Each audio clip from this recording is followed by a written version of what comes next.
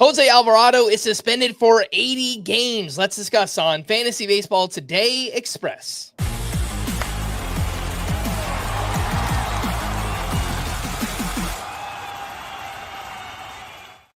Welcome into FBT Express on Monday, May 19th. I am Frank Stampfl, joined by Chris Towers. And the big news from the weekend, Jose Alvarado has been suspended for 80 games after testing positive for a performance-enhancing drug. What happens next in the Phillies bullpen? Well, on Sunday, we got a taste. Matt Strahm pitched in the 8th inning, and then Jordan Romano closed it out for his 5th save. Chris, is this how you envision things going? Most save opportunities for Romano, maybe some for Matt Strahm? I would say the majority. I don't know how big of a majority that'll be, though, because one, it's not clear Jordan Romano is good enough to hold on to this job anyway, even if he was handed it. He's been better lately. I think the last 5 or 6 outings have been scoreless with a decent number of strikeouts. It's just, I don't have a lot of faith in it. He has a 7.27 ERA for the season. There's been some really ugly stuff in the, under the hood metrics. So I do think Jordan Romano will get some opportunities. I think he'll get more than half of the opportunities, at least for the time being, but it's entirely possible he just continues to fall apart. And Orion Kerkering could be part of that situation. I think Matt Strahm will probably be part of it. He's been a very good high leverage reliever for them. So they'll give Romano a chance. It's just a question of whether he can hang on to the job there. That's iffy. Yeah, my first thought was maybe Matt Strahm just goes right into that Jose Alvarado role because Strahm has been so good for so long. But like I said, I mean, they have a save opportunity right away, and they use Strahm in the 8th, and they use Romano in the 9th. And, they were using Alvarado more recently in the 8th inning as well. So, and it's just losing Alvarado limits your flexibility when it comes to deploying the lefties in your bullpen. They used to have 3 lefties, and so they could be very aggressive with how they use Matt Strahm because they knew they had Jose Alvarado if there was a tough stretch of lefties coming up later. Now they don't really have that. So I do wonder if that, will make it harder for Matt Strahm to get saved for the 9th inning too, because it's just going to be whatever the toughest situation with lefties coming up will be. Yeah, that's fair. Bunch of names went on the IL this weekend. We lost some pitchers. Cole Reagans with left groin tightness, Aaron Nola with a sprained right ankle, and Seth Lugo with right middle finger inflammation. That means you need replacements. And if we're looking at Scott's sleeper pitchers for this week, Logan Henderson, AJ Smith-Shawver, Drew Rasmussen, Gavin Williams, Jose Soriano, Yusei Kikuchi, Nick Martinez, Mitch Keller, Will Warren, and Jameson Taillon. Chris, if we're thinking more long-term, let's rank a bunch of young, upsidey pitchers. It feels like a lot of these names have emerged recently. At the top, we have Ryan Weathers and Logan Henderson. Who do you like more between those two? I think in terms of pure talent of anyone available in around at least half of CBS leagues, which is what Ryan Weathers was before waivers ran on Sunday. I assume it's gone way up after that. But of anyone who was widely available, Ryan Weathers, I think, is clearly the most talented. The velocity jump.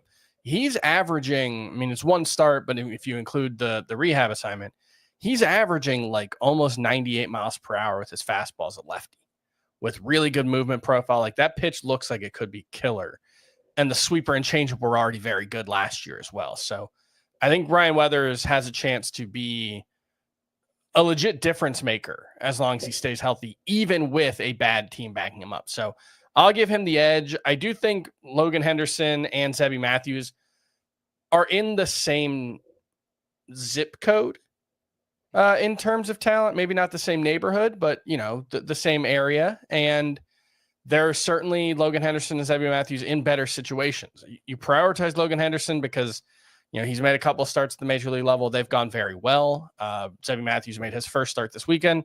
Not so good. So I don't think he'll be a high priority ad, but my opinion on Zebby Matthews isn't really that different than it was before this start. I think it was just a bad start. I think he's a talented pitcher. He's had his own velocity jump, and I think there's a lot to like about Zebby Matthews as well. All right, let's take a break, and we'll be back right after this.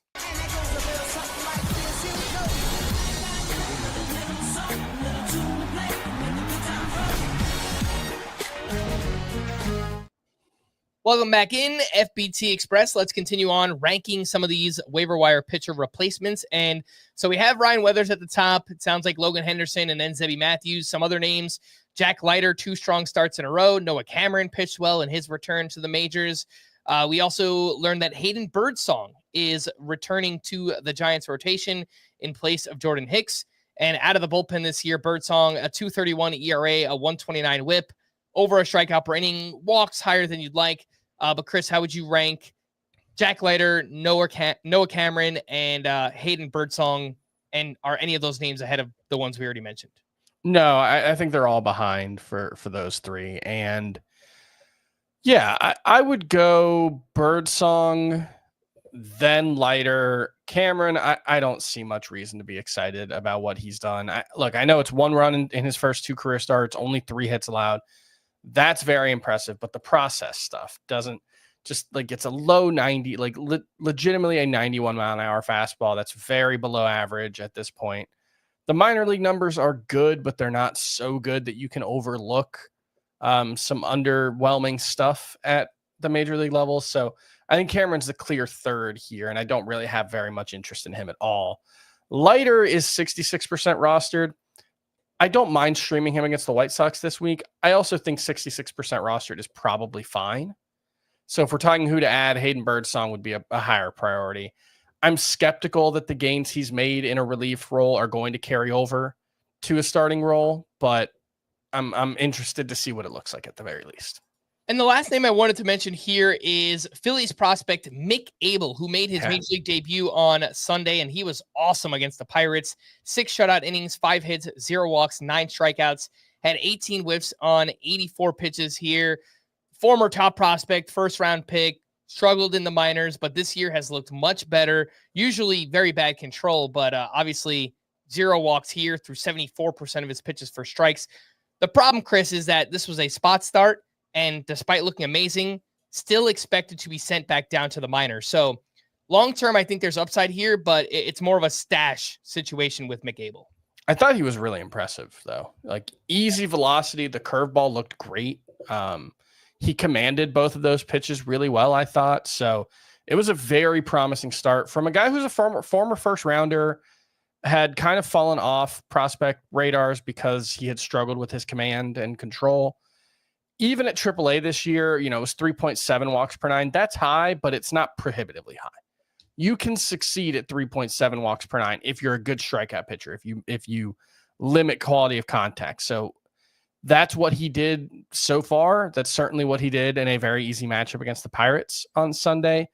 Very impressive. And look, he's getting sent back down, but this could be one Taijuan Walker start away from Mick Abel getting another chance, right? Taijuan Walker's been decent out of the bullpen for them so far, but it's been pretty disastrous for him otherwise in Philadelphia. And, 1 or 2 bad starts, and we could see Mick Abel back at the major league level. So if you added him, it looks a lot like Logan Henderson. Remember, he made his debut, 3 weeks ago? And it was frustrating that he got sent back down, but it didn't take him that long to get called back up. All right, for more extensive fantasy baseball coverage, listen to our full-length podcast, Fantasy Baseball Today, on Spotify, Apple Podcasts, or anywhere else podcasts are found. Thanks for listening to Fantasy Baseball Today Express, and we will be back again tomorrow. Bye-bye.